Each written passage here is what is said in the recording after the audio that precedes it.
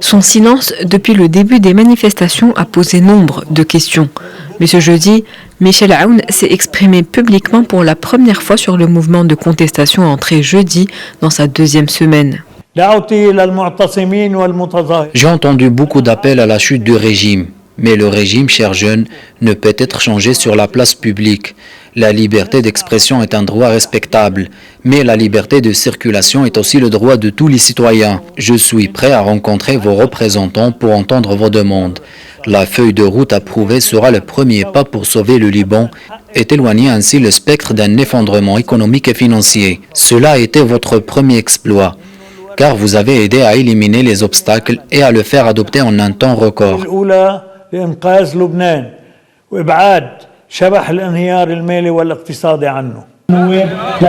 Le président libanais n'a annoncé aucune nouvelle mesure, mais a apporté son soutien au plan de réforme annoncé lundi par son premier ministre Saad Hariri.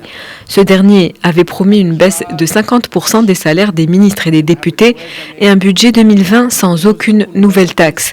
Dans les rues de Beyrouth, le soulèvement populaire contre la corruption de la classe politique se poursuit. Avant même la fin du discours du président, les manifestants avaient déjà repris leur slogan.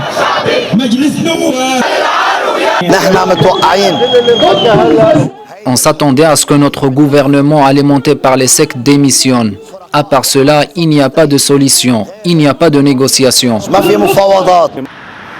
Mercredi, le mouvement populaire a pris une nouvelle tournure.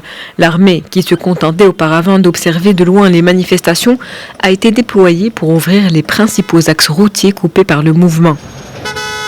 Les manifestants qui paralysent le pays depuis plusieurs semaines ne sont donc pas prêts de s'essouffler. Plusieurs établissements bancaires et scolaires étaient encore fermés ce jeudi.